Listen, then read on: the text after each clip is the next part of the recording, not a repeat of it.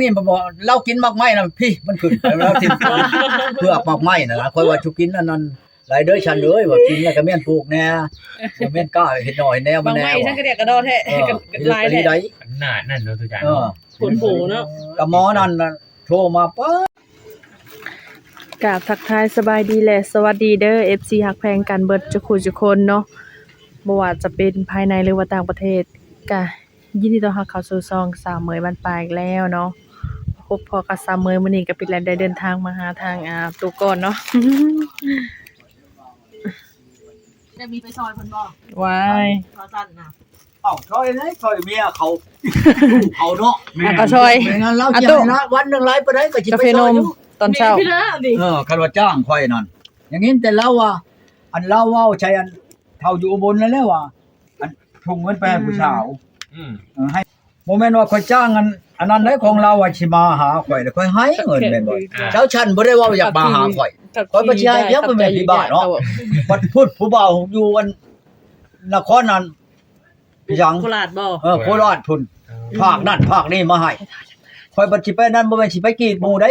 เฮ็ดชู้หมู่เมียหมู่แล้วโอ้ยบ่ปานนั้นดอกข่อยก็ดี บ่แม่นสิมีแต่ผู้เดียวเจ้าชั้นน่ะดอก มันก็มีกว่าหันอยู่แล้ว ยังมีหลายคน มันก็มีหลายคนอยู่แล้ว ยันว่าจะไปดำนาซอยเพิ่นกินตะ บ่ เป็ด บ่ไปแล้ว ไปดำไปได้เนาะเงินอยู่อันโคราชสิได้ถูกบ่เดือนหนึงหลายปานใดเดือนหนึง 2,000 บาทนี่ก็มาจ้างอยู่ลาวนี่บัด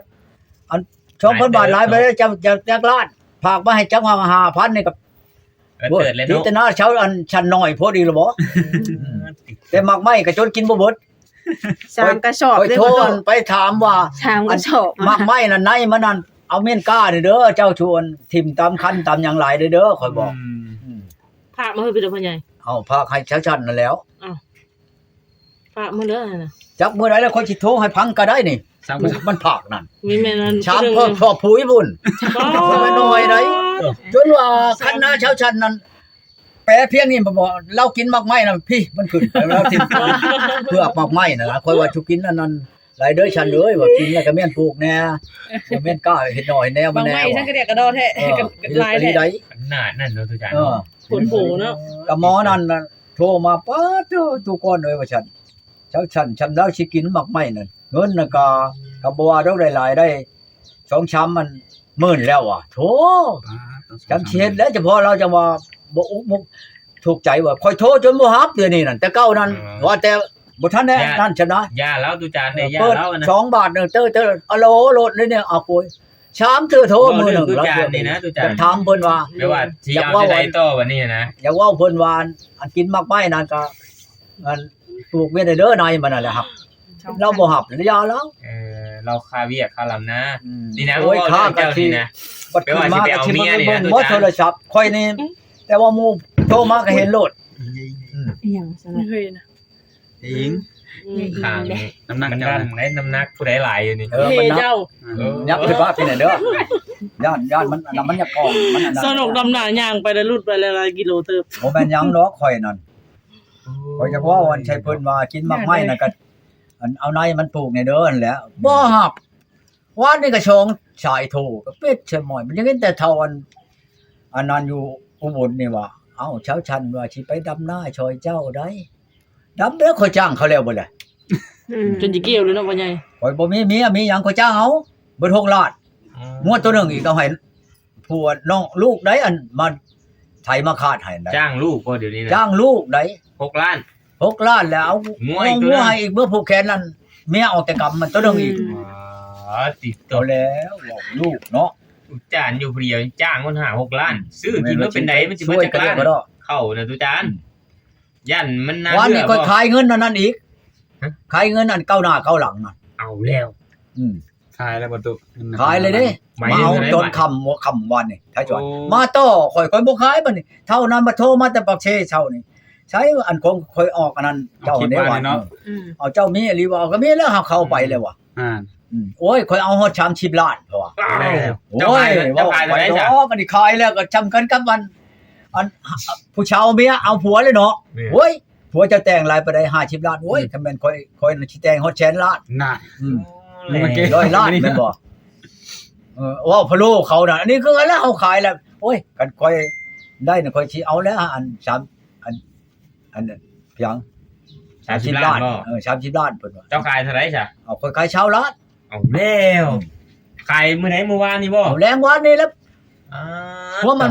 เงินเข้า ผ้าคนแตก ล้าน ตึ้งตั้งอยู่นั่นแหละไปยิง2คนมาจากสวรรค์พุ่นข่อยเว้าบ่ฮอด2ชั่วโมงครับเนาะ บ่ฮอดแล้วเว้า เนาะ เมื่อเนาะ เว้าครับมัน เมื่อ นี่วานนี่น่ะ เออ บ่ 2ชั่วโมงครับ ข่อยก็ว่าชุดเพิ่นสิมาลงชิปซะเนาะมันยิง2ค เพิ่ น นว่าเพิ่นจะได้มารถเพิ่นมี2ใบอยู่ เนาะเอาของข่อยบอกโมโชข้างแน่เด้ คือจะ มาไปยังเนี่ยล่ะ ติดต่อเพิ่นอีกเด้ ใช้เราอ่ะ เขาก็สิขายคือกันมีอยู่เดี๋ยวนี้ เจ้าก็มีบ่ มี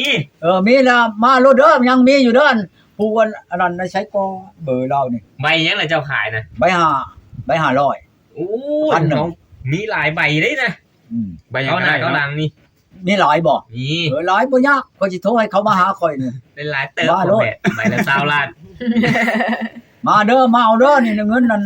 ใบเก้าหน้าเก้าหลังนั่นเท่าอยู่ปากเชว่าอยากได้อัน30ล้านนั่น อืม มาเอาโลด อืม มาเอาโลดมาหมื่นก็ได้มื้ออื่นนี่ ได้ดูจ้า หมื่นนี่มาโลดมาหาข่อยทุกก้อนนี่อยู่ในหน้านี่เบอร์อันเก่าหั่นละเบอร์อัน0309744 535นั่นมาโลดไปต้องการแล้วมาโลดเด้อมามื้อแฮงมาตอนแรงนี่ก็มาโลด ยังไวเนาะ บ่ให้อันนั้นโลดมีหลายใบว่าฉัน 20ล้านน่ะเฮาเอา10ล้านก็พอเจ้าเอา10ล้านน่ะ แน่ผู้เจ้าอันเงินเอาแต่10 เออ ข่อยสิเอาขายหันนั่นข่อยเป็นผู้อันลูกค้าเด้ ผู้ จ่าย ขาย ไปเจ้า คน มาโลดเด้อมาโลดเด้อมาตู้ก้อนนี่เด้อไผต้องการเด้ออันชุมเอาเมื่อวานนี่ก็มาโลดมาเอาอีกโลดก็ได้ เออ นี่อยู่ใบหยังบ่แพทย์ ใบพันก็มีใบแสนก็มีได้ เอาเบิดนับแต่ว่าใบหยังก็ตามใบ500ก็ยังเอาแล้วข่อยจนขายแล้ววะนี่มาโลดเด้อไผต้องการเด้อ เก็บไว้ซื่อๆเนาะเฮาก็เก็บไว้เห็นมันงามเด็กมันงามอะนะเขาได้เก็บไว้ มาเอาน้ำตู้ก้อนนี่มาเอาน้ำตู้ก้อนนี่บ่ให้ถ้าตกมา แต่ว่าได้ยินว่าซื้อไปละ20ล้านก็สิขายคือกันเนาะว่าซั่นนะ ถ้ามาบ่พ่อบ่เห็นนั่นสิเชียร์ค่าน้ำมันโลดให้นี่ อืม บ่ให้นั่นดอกมาโลดไปสิมาเท่าปากเชนั่นว่าสิเอา30ล้านน่ะมาโลดอันนั้นแฮงมาก่อนหมู่ก็สิบ่เผาขายให้ไผเด้นี่ถ้าขายให้เจ้า ขายให้เจ้าเนาะ อันนั้นก็ว่าอยากมาลินสิมาลินซื่อๆบ่ให้มาลินบัดนี้มาโลดบัดนี้เบิ่งเบอร์เรานี่แม่นยังแล้วโทรเข้ามา โทรถามแล้วรู้นะ จังหวะนี่ก็โทรเข้านี่ก็โทรเข้าเบิ่งแล้วโทรเข้ามานี่ มีแต่คนโทรหาเนาะจ้าเนาะ นี่ก็โทรเข้า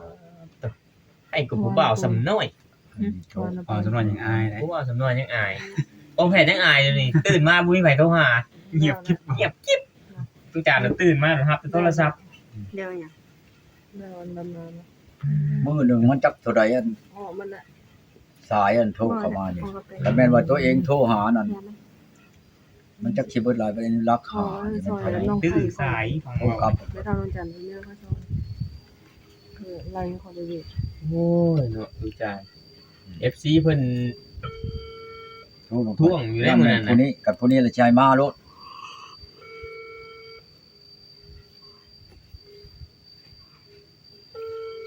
บ่รับสายซ้ำ ฟังเบิ่งมัน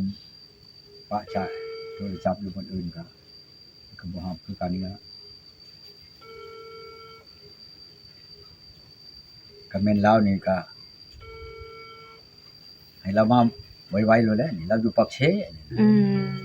โทรมาเช้านี่คนไปอยู่ตลาดคนทำอยู่ตลาดนัด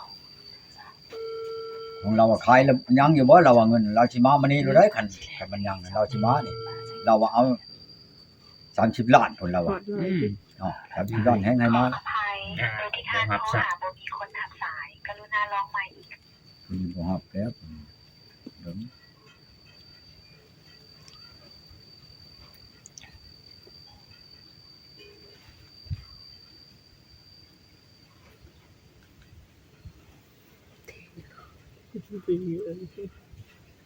บ่ติดเนาะทุกจานเนาะ เ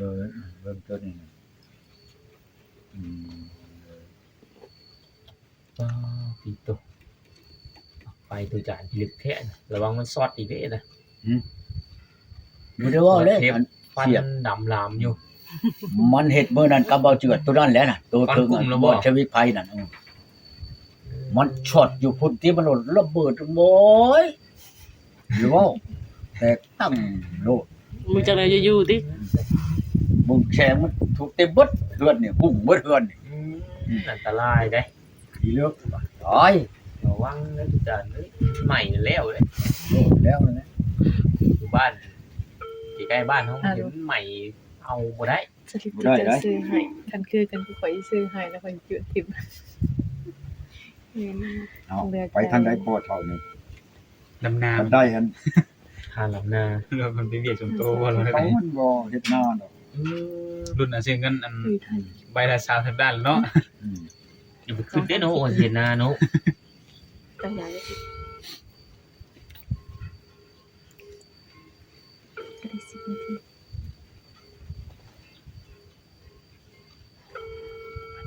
นี่แหละทุกจานคือบ่รับเลยไป มันบ่ ได้แต่โทรหาเพิ่นก็ได้ทุกจานได้แต่คุยกับเพิ่นว่า ไปเอาเงิน ก้าวหน้าก้าวดังนี่มันเพิ่นชื่อใบปีเท่าไหร่ ไปให้เขา พศเท่าไหร่ละถามเพิ่น บ่มันบ่ ชื่อว่า ซื้อไป ก้าวหน้าก้าวดังน่ะชื่อรถบ่ ชื่อโลดไปยังก็ตามไปแชร์ ออกปีใดก็ยาก ได้บ่ แล้วแต่ โต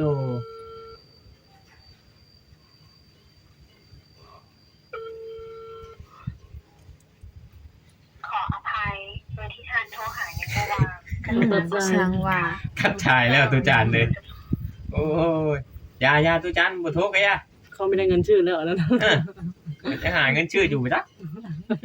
พอเรื่องผู้สาวคุณนะ เนาะ พลาดแล้วมื้อนี้นะคือว่าไปโอนเงินให้แล้วว่าสิได้แม่ป้ามาอยู่ เอ เฮือนบัด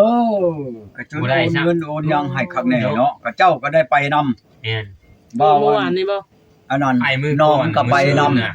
ไปโอนเงินให้นั่น FC เพิ่นว่าเจ้านี่ถึกตัวแล้วว่าซั่น เออ แม่นอีหลีเนาะ แม่นลี ผู้สาวปิดใส่อีหลี เท่าอยู่อุบลน่ะก็โอ้ย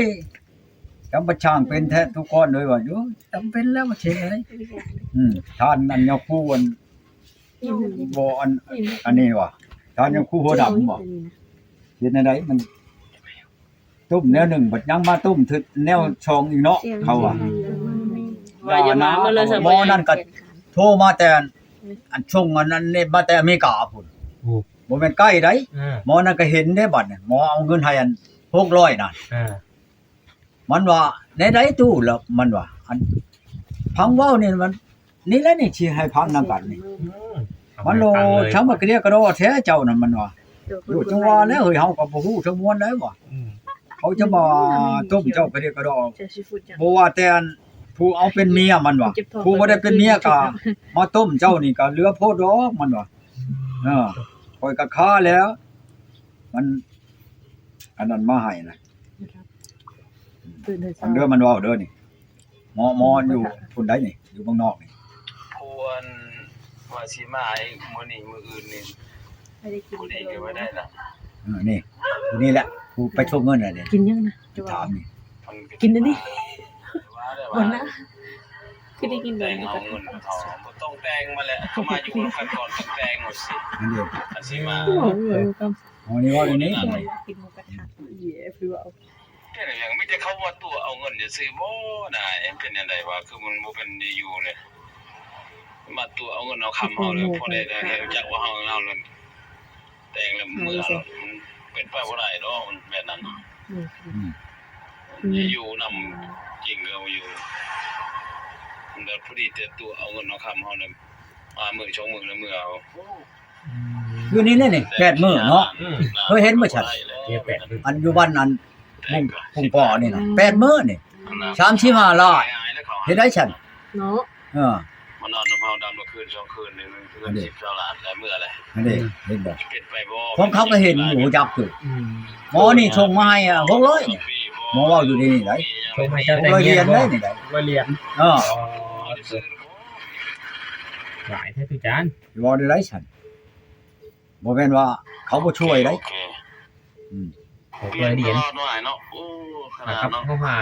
6เดือนบ่ได้ฮะ อืม เพื่อสิได้ฮะตุจานเด้ โอ้ยเงิน10ไปล้าน จังหวัดหรือบ่6เดือนกัน 6เดือนจักฮอดหรือบ่ฮะ ว่าจะ เดือนละ100ยังบ่ได้ครับ พูดเลยนี่เรียก ตุ ว่า จาน ได้ เอ้ย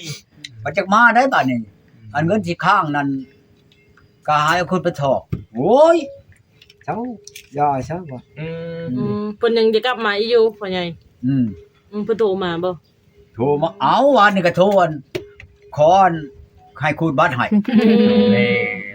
แล้วคอยบ่คูณให้บัดนี้คอยโทรไปบัดนี้ โทรไปแล้วอย่างงี้เชียร์ผู้ชายปากไผปากนั่นเอาผู้บ่าวเพิ่นโอ้ยเอานำผู้บ่าวตัวโลแล้วว่ะ เนาะ ก็สิบ่โทรมาเอาหยังนำเฮาเอาเว้าลิ้นเด้อเว้าหยังก็ตามบ่เว้านำชัก เนาะ ไล่ไปหยังนะ บ่ดิ้นก็ไม่ได้แล้วเนาะพ่อใหญ่เนาะ ก็เป็น เป็นบ่อาจารย์บ่ดิ่งก็สิเป็นบ่แบบนะ อ๋อ มันก็ปวดโพดอกโอ้ ผักเรือก็เรียกก็ดอกบ่แม่นว่าอันนั้นคือนี่แหละเขาอัน ดึงนี่ อันนี้มาบ่แม่นว่าเขาสิบ่อันนั้นเนาะขอให้พังนำกัน เรื่องว่าอัน จำกระดำนา หมอหนึงนั่นจะได้เครื่อง ไปชม น้ำค่อย เขา แล้ ไว้ วก็ เนาะค่อยตายได้ เงินยังบ่ได้เอาอันนั้นออกมาเด้อแปลว่าขอเช็คก่อนหมอนก็อยู่เมืองนอกก็คือกัน สิได้มาทานไว้ให้ ว่าอันนั้นไปซะ มันนอน200เดือน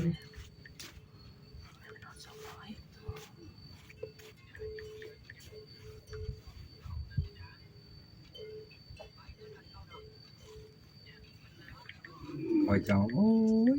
โทษว่าตุ้มกันทั้งนั้นนิดทั้งแดง ชีวิต อืม โหดโพ ดังแค่นี้เขาก็โกดอันนี้ ยังดีได้ไรบ่ได้ ธรรมดาเนาะ